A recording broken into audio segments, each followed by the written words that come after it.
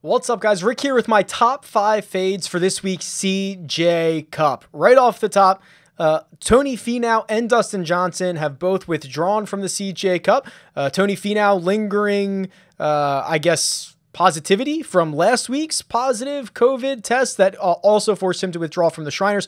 Dustin Johnson did test positive on Tuesday of this week and has withdrawn. So first and foremost, don't play those guys. Changes the composition of the player pool just a bit. We are going to go live on Wednesday. Make sure you are tuned into that show for the live chat. I'm sure there'll be a ton of questions about how this changes everything, and looking forward to discussing that. Additionally, I found this fades video pretty hard to compile. I mean, you're talking about a 78 player field.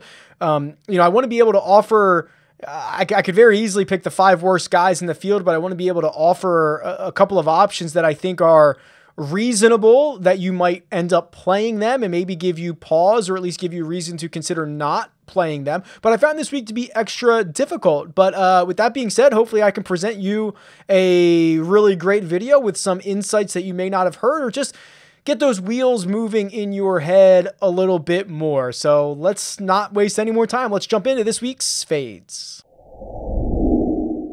First and foremost, it's Brooks Koepka. I don't know if this one's easy. I don't know if it's not easy. I think there is a lot of concerns, not only this week for Brooks Koepka, but for many weeks moving forward. I mean, we are now a year out from the knee injury that he has now rehabbed for an extended break twice, and now making his first start since the Wyndham Championship a couple of months ago. He's still talking, the quotes that we're getting from him, talking about how he's being shot up with cortisone, and it's mostly about pain, and if this doesn't help, and this kind of there's a tear there. It's a small tear.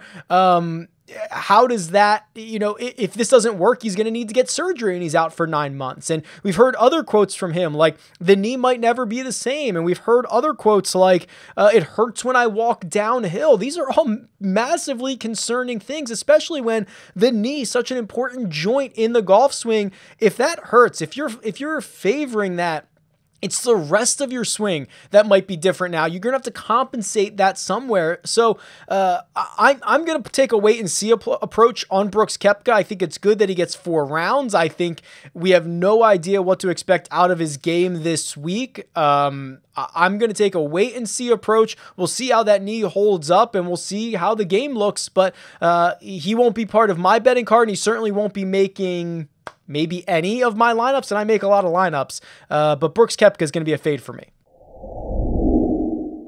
Terrell Hatton is up next for me, and as much as I love Terrell Hatton, it's just not going to be this week. He's coming off the victory at the BMW PGA Championship. He's got to fly overseas from Wentworth all the way to Shadow Creek, and even more so than just the victory hangover.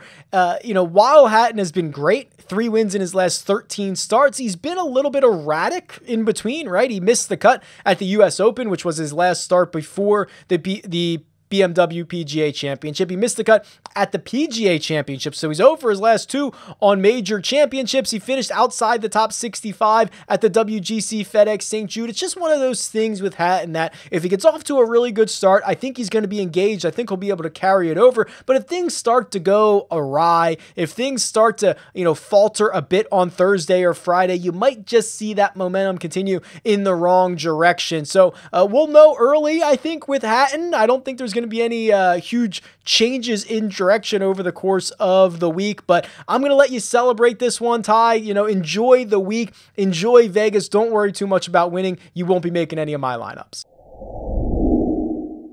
Gary Woodland is next on my fades list, and he misses the cut at the US Open. He misses the cut at the Northern Trust. He hasn't had a top 25 in any of his last 5 starts around the world, but even more so, I'm worried about his game. I'm worried about the elite ball striking that we used to always say that Gary Woodland has. I mean, since the tour's restart, Gary Woodland's been a negative player off the tee. That's almost unheard of to think about. And then over the course of the last 5 events on 5 measured events that I have on Gary Woodland, he has been a negative approach player as well. So, I mean, this is a really different version of Gary Woodland than we were seeing in previous years, or even maybe before the tour shut down. It's just such a strange version of Gary Woodland where he's not a good ball striker. That to me is flying up huge red flags. The results are showing that he hasn't been all that good. I'm not going to be able to invest too much in Gary Woodland this week, and I'm not sure you should either. Maybe the break from the U.S. Open, he was able to figure something out, but this has been a pretty long stretch of subpar and weird golf coming from Gary Woodland. Jordan Spieth. I'm not sure I need to even actually clarify this one all that much. He's got 3 straight missed cuts. I think his 2 finishes before that were in the 70s, so it's been a really bad stretch of golf for him. I think that there is a perception that, and I kind of understand this, that if you give Spieth a couple of weeks off, right, which is what he's done since the U.S. Open, something might eventually click. But I think we're now, 3 or 4 times into that, where we've given him an extended break, and we said he might click when it comes back.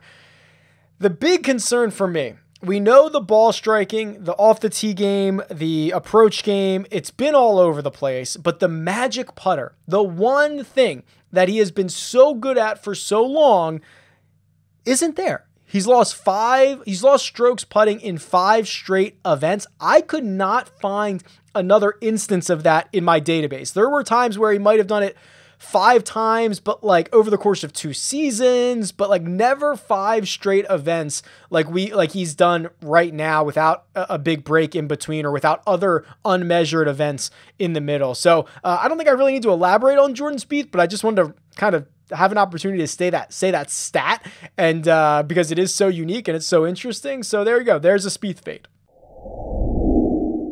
And finally, Cameron Smith. And I got to tell you guys, I have been back and forth on him like a bouncy ball. Like I can't figure him out. I don't know what to do with him on a weekly basis. He has decent results. I mean, he finished 24th last week, 38th at the U.S. Open. Is that okay?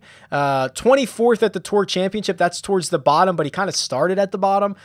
2 top 20s at the BMW and the Northern Trust, but that's kind of far away at this point. The thing that I think might drive ownership for Cam Smith is the fact that he, at this event, has finished 3rd, 7th, and 3rd. Now, the concern, of course, is we're halfway around the world. That was at 9 Bridges in Korea. We're in Las Vegas at Shadow Creek. And while the field composition is the same, and I could kind of understand the argument that you could make when you have the same type of players here, I just think I'm out on Cam Smith. You know, it's just something that has been really difficult for me. I don't know what his upside is, right? I mean, is his upside a 24th? Is it a 21st? Is it an 18th? I'm not sure there's top 10 upside in Cam Smith this week or most weeks. So let's try this. I'm going to fade Cam Smith this week. I'm going to stay away from the elite event history because it's not course history, and we'll see what happens come Sunday. So I'm out on Cam Smith. Let me know what you think about that. Those are my top 5 fades for this week's CJ Cup. Tweet me at RickRunGood or leave a comment below. Best of luck this week, and I'll talk to you guys soon.